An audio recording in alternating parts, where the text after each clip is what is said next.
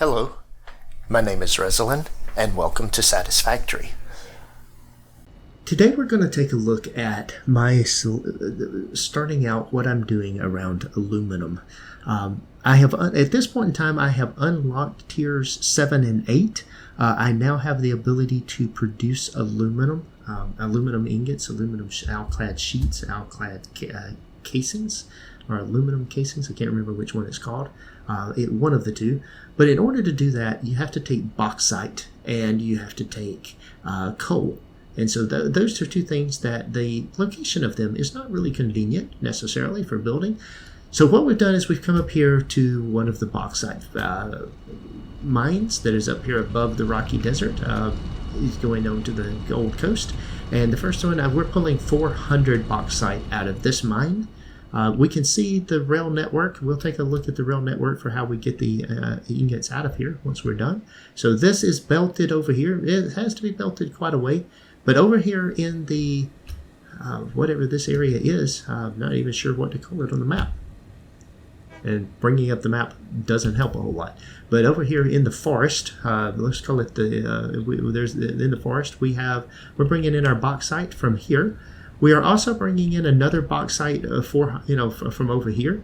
There's 400 bauxite also coming in from that location. And then we come down in here and we're bringing in coal. We need a good bit of coal. So if we come down through here and kind of just bring it down the line here, we've got a coal node here where we're pulling out coal. Now that's bringing in, this particular one is bringing it overclocked at 200% and bringing 240 coal out. And then we're bringing in additional coal from over here. And in this mine that is over here on the other side of the forest, we're bringing in an additional amount of coal here.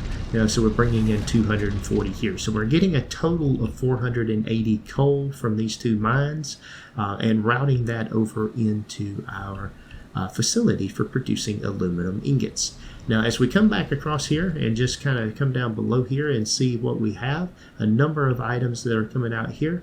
Underneath we are bringing in water from the lake that is under here.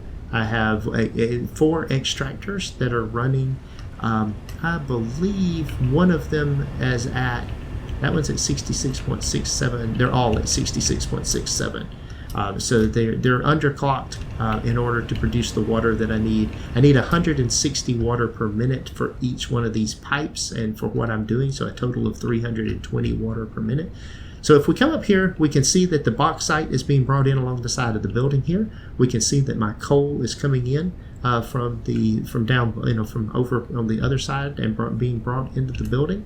And this then is I've got a train facility over here on the side of the building. If we look at the train facility here, you can see I have got 480 belts feeding ingots into this train facility. So I've got aluminum ingots coming in here. I've got overflow is going to the awesome sinks over there.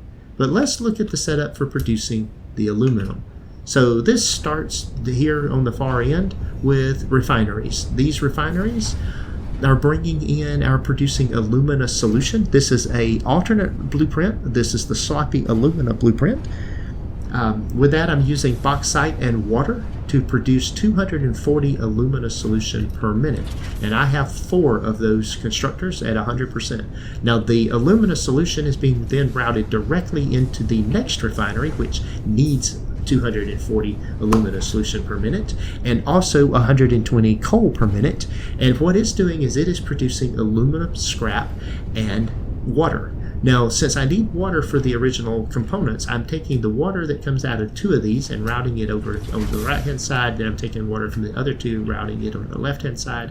And I'm using a variable input control here that is used to balance the water so that the water from the overflow here and be using a pipe here on level to produce the higher pressure on the lower floor, and then a pipe here that's then being routed through a riser into another pipe and then dropped back down. That will cause this pipe, the water in this pipe, to lose some of its pressure so that the water coming from this pipe has the priority and will be consumed first before the outside water is consumed. That prevents the system from backing starting up. It's working very, very well. This system has been running very solidly with no backups, no problems, and is producing my outputs.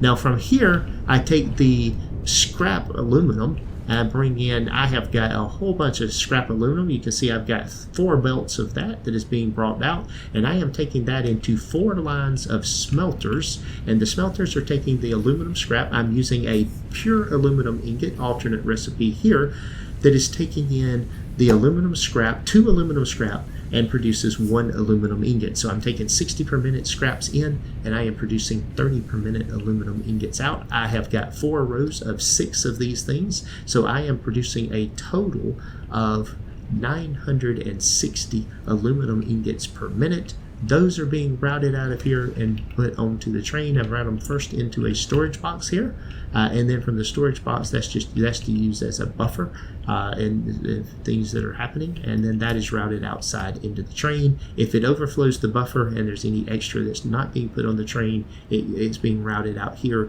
into these awesome sinks so that we have the data that's going in there. So this is the kind of the highlight of the aluminum factory that I have built. We see the top end of the train network. We'll take a look at the other end of this where I'm building the all-clad casings and things of that nature in the next episode. I want to thank you for watching, guys. If you're enjoying it, please subscribe, hit the like button, leave a comment, any or all of the above. I want to thank you all. Take care.